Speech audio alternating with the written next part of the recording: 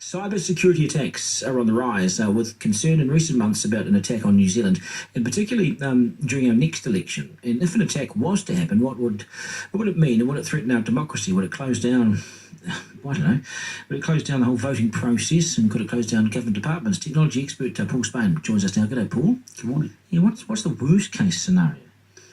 Heinous, is it?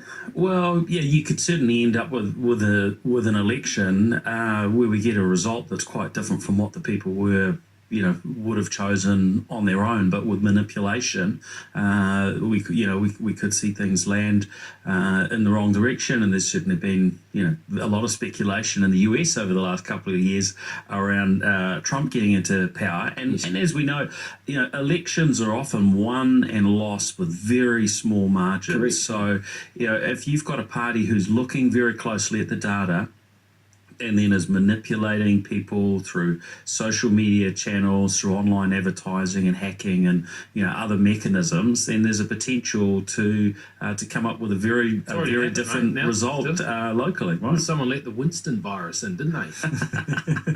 only How do you only protect 6%. it, though? Like, how do you prevent it or protect yourself from it happening? Well, I think as a country, New Zealand's been very relaxed about cybersecurity.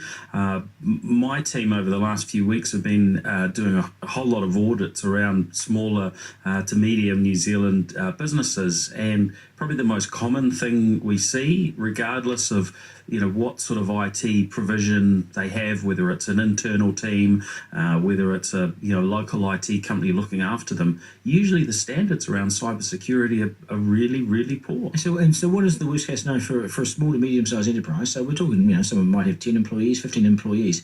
They're an open book. They could get hammered. Yeah, look, I mean, people's business will shut down, based on hacking attacks, and certainly we've seen some big numbers thrown around. There was one stat that was saying 60% of businesses that get hit fail within 6 months. I actually don't believe that's true, but I think it's a little bit of a wake-up call hearing those sort of messages that actually these things can take out and destroy a business. Who's hacking us? Where do they live? Are there some dodgy guys in basements in sort of Kazakhstan or something? And what do they want? Well, it's generally about money in most of these cases, right? In the old days, we look back at a decade or more, then, hacking, it was a bit of fun and there were some opportunities to make money. Have you hacked anyone?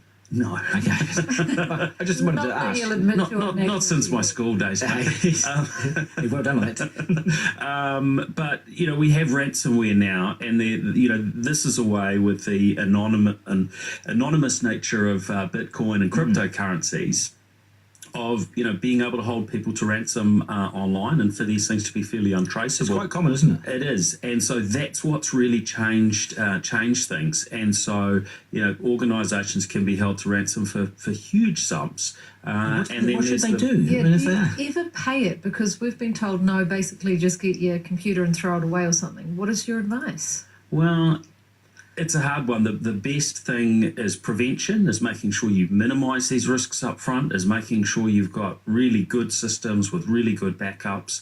So in the absolute worst case, if your data is taken encrypted, then at least you can get it back. But look, what if they do something else with your data and you've got confidential information and they sell it to the highest bidder? There are lots of other potential things that could happen, although we don't see so much of them yet. I was going to say, has that actually happened in New Zealand, though? That kind of thing. Look at Winston Peters before the election, the leak of his superannuation information. Now, I don't believe that was a cyber hack, but I believe it was a human cyber hack where a human being saw some information and it got passed on.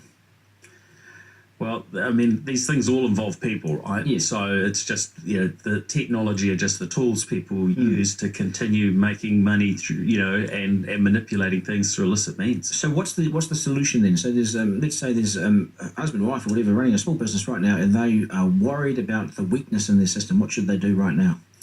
Well, it's certainly something they should talk to, whoever their technology professional is, but it's probably something they want to independently look up and, have a look. What are those top things that you can do to minimise risk?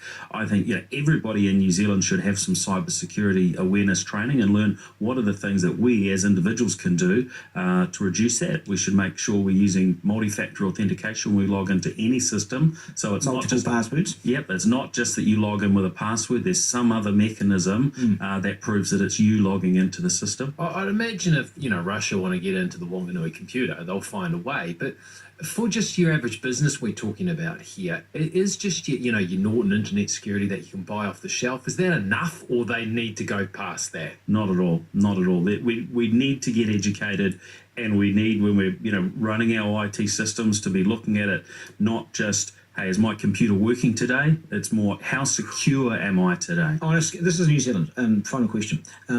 10 is really secure. 1 is we are an open book and in trouble. Where are we as a society? We're closer to the 1 than we are to the 10, unfortunately. Serious? What, 2, 3, 4, somewhere there? Yes? Yeah. Yep. That's a worry, isn't it? So find some help. Would it cost much? It doesn't have to. Certainly, education is not expensive. It's actually the mind change that's required. And I think, as small businesses in New Zealand, small business owners are tending to look at how can we do everything as cheaply as possible, including with technology, rather than, how do we make the most of technology to be more productive, and how do we make sure we're safe? Lock your door at night in the internet sense as well. Nice to see you. We'll appreciate your time on the program.